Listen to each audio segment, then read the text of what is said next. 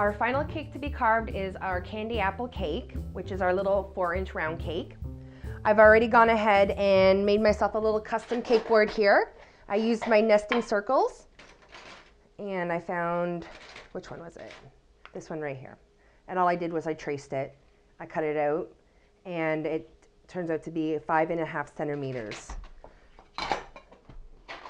So now that I have my board, we're going to center it. The cake is upside down. That's the top. Now this is the bottom. Center our board. And we're going to start carving. I'm going to use a smaller knife for this just because it is a smaller cake. We don't want to go on a straight angle. I actually kind of want a rounded cut for this. So we're just going to start to trim away, creating our apple shape.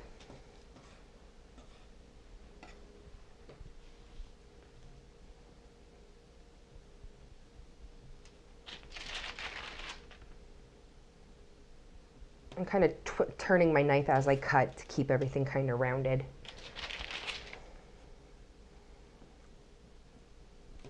This is a very custom cake where there's no pan to give us an apple shape, so we're doing this all by hand. You could even have a real apple sitting there for inspiration as your subject to study.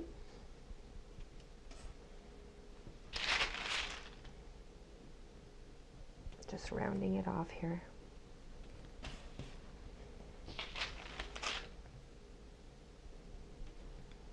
Each cut, I'm coming closer and closer to the cake board.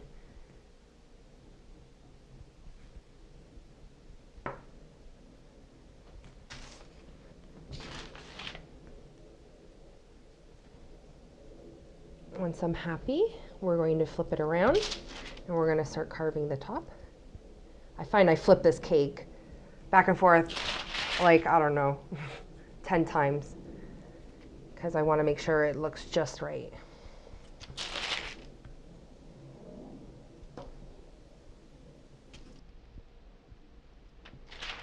Now I'm happy with that shape. I'm going to take my cake, I'm going to flip it right side up. Now to create the little dimple on the top of the apple, I'm just going to use a circle cutter here. This is the third smallest one in the Ateco nesting circle cutters. I'm just going to make a slight impression, just an outline. And now with a sharp little paring knife or steak knife on an angle, I'm going to start cutting and twisting the cake.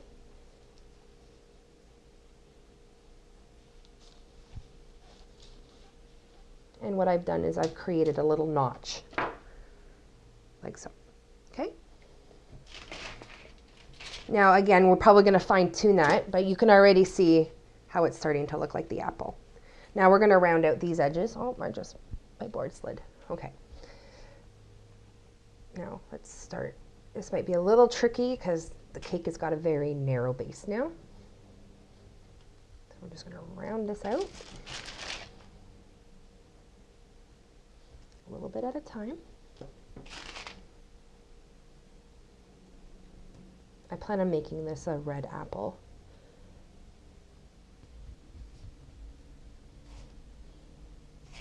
Now we don't want a flat top at all to this apple, so we're going to have to really round this out.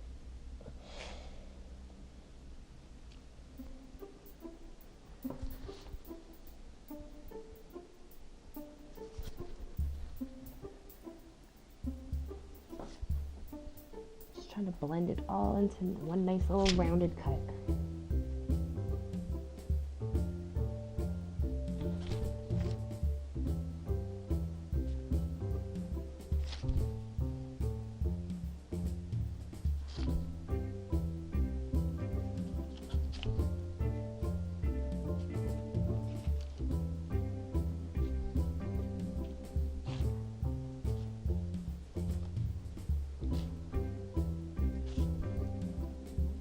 Chunk right here that needs to come off.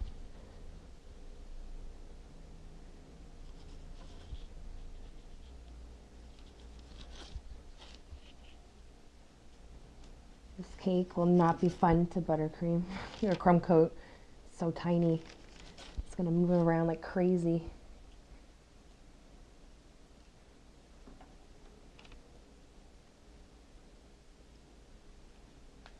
Okay. Now I do believe I'm happy with that shape.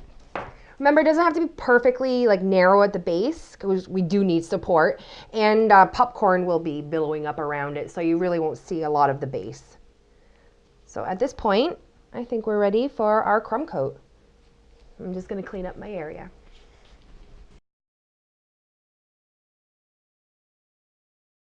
I'm ready to crumb coat my candy apple cake right now, so we're going to start by flipping the cake back upside down again. This will just make it easier to crumb coat around the very base of the apple because it is such an odd shape. Before I begin crumb coating, I'm just going to take my board and apply a small amount of buttercream just to ensure that it does not move around. There we go. And we're going to start to buttercream or crumb coat, whatever you want to say.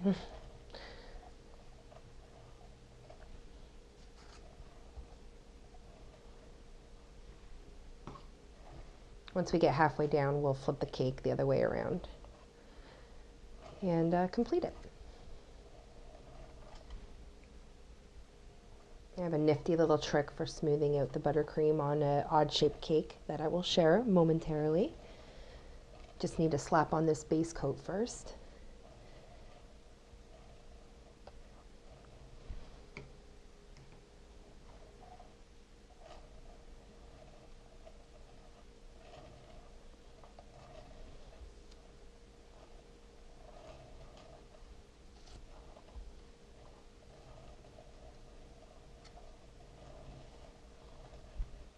Alright, so we're just about there.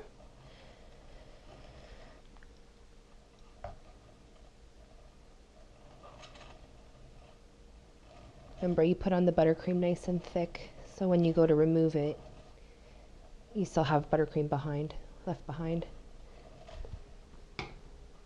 I wanted to share my little tip here to smooth out the buttercream on our odd shaped cakes, especially cakes that got like rounded edges or anything. I have a piece of acetate here. You can get this at, I believe, your craft store. It's kind of like, do you remember when you'd be at school and the teacher would be writing on the projector and he would have the clear paper that he would write on? It's basically, that's all it is. But it's manipulable. Is that a word? Maybe, I don't know. But you know what I mean. You can move it around so it'll go around those bends and everything. So let me show you how it works.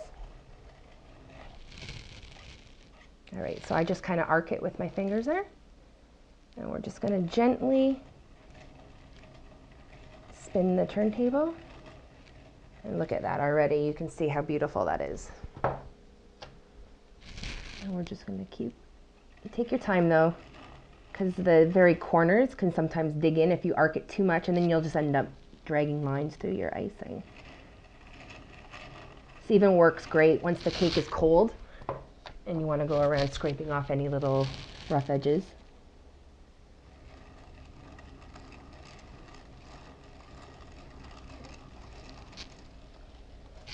We pretty much want to smooth this out the best we can at this point, because once we flip the cake around the other way, it's going to be very tricky. Now we're going to flip our cake around. This can be a little tricky. I've got a sticky mat here to hold my cake in place. There we go. And now, you have to be very gentle because you can easily knock this little apple around. And we're just going to gently try not to go too far down onto that smooth buttercream because it's perfect.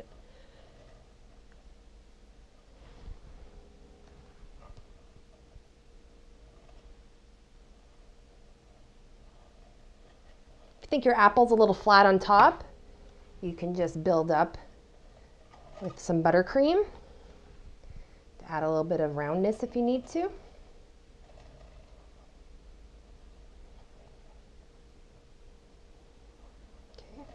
Okay, so let's ice down into this little well here, or divot. Try not to occupy the space with too much buttercream, because you have to think, you want this divot to be very noticeable after a layer of buttercream and a layer of fondant. So we'll lose a little bit each time we put on a layer. So make sure that it's basically just got enough that'll hold the fondant in place. I'm going to start to smooth this out with my acetate again. I like to slowly come up. There we go.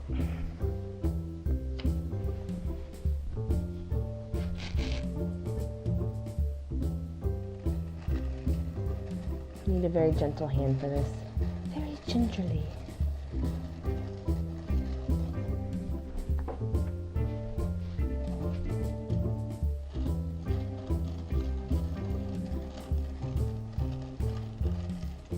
Okay, I think that's good enough for now. I don't want to lose too much. Actually, that looks really good. I'm happy with that. And you could pop this in the fridge, get it nice and cold, and then go back with the acetate and kind of like soften these little edge lines if you're not 100% happy with those. But I'm happy with it. I'm going to pop it in the fridge now.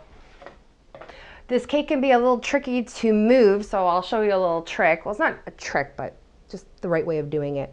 Slide your offset spatula right under your cake there. Center it the best you can. And then you're going to very gingerly pick it up and move it over to your cake board.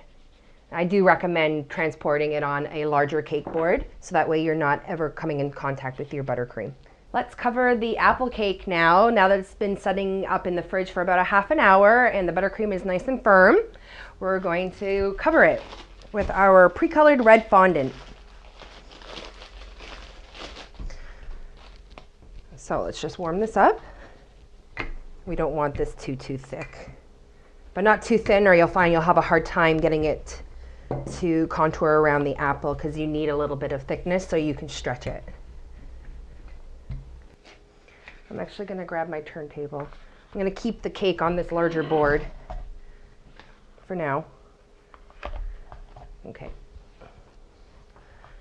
So like I said, it's nice and small so we can just like flip it over our hand like so. Back again. Make sure your apple is nice and centered and place the fondant on. You're going to probably need to pop a little hole here and that will help for the air to escape and then you can push that fondant down into the well like that. Okay, now you want to open those pleats up and start to gently massage out the pleats going downwards towards the base of the apple. A little bit at a time, don't smooth all the way down in one section or you will end up with a mass of pleats. Just very gently.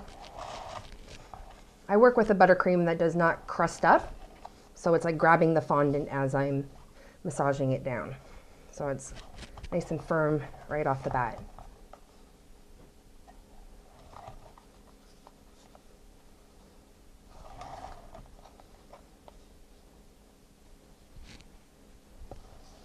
I chose to use a nice soft brand of fondant.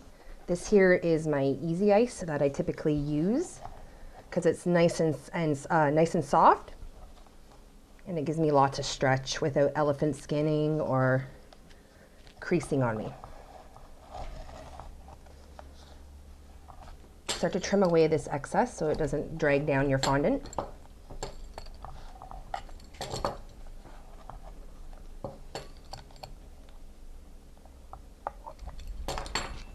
And you'll find those pleats will work out much easier with all that excess gone.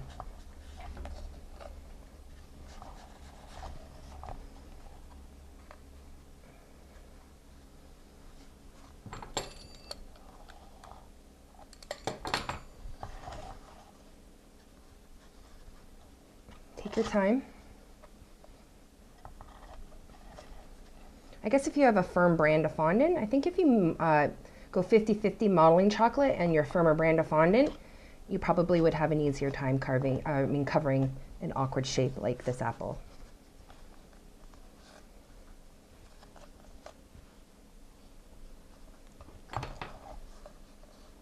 Open that pleat up and just kind of tuck it. I find at this point it'll start to tear.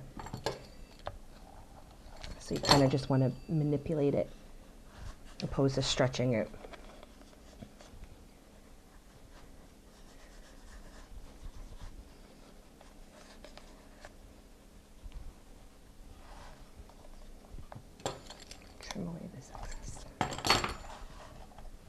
trim all this away right here. I find it's starting to get a little too bulky.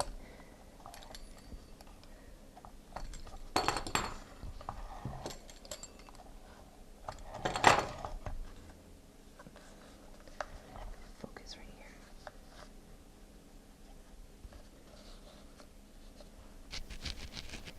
Don't worry if you have like some funny little crease lines or anything, because this is going to be in a pile of popcorn, so a lot of the base will be masked with all that billowing up popcorn, so I wouldn't even get too concerned about it.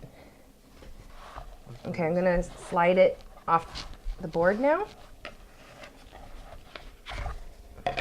And what I like to do is I like to kind of hang the edge over. Make sure that you're securing the cake with your other available hand. And we're just going to start smoothing downwards. And my fondant is soft enough that I can rub enough friction in the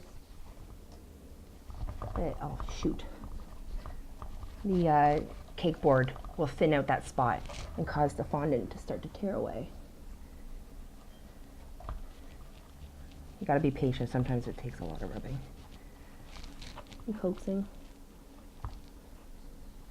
Okay, don't worry about it.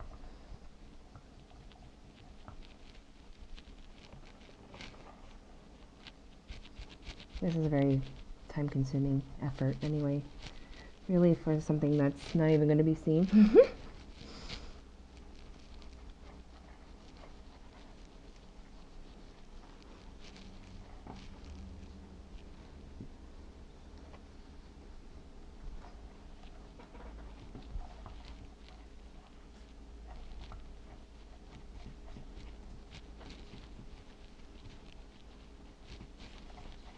I can't even see what it looks like. Is it as perfect as I would like? Just got a little bit of cornstarch here so that my hands are always gliding over the surface. You can spend more time and really work out that bulk, thin it out. But like I said, it's not even going to be seen. But this is my nature, to waste time on things that won't be seen.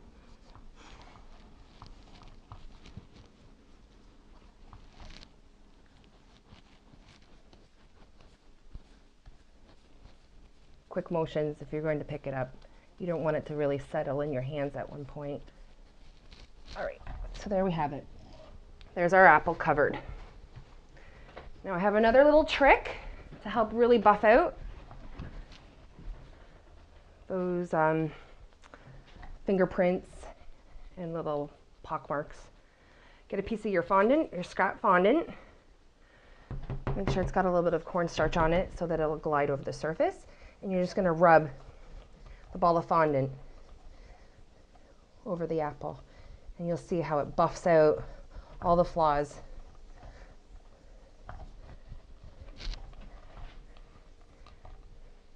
This inside well.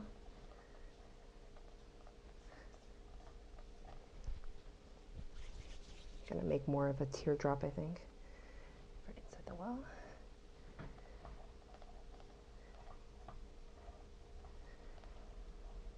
There we go.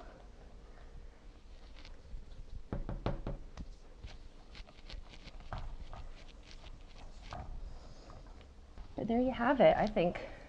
This is actually making me think of Snow White, the apple that she eats. There we go. Perfect. All right, so I'm gonna pop this back in the fridge now until it's ready to be assembled onto the cake.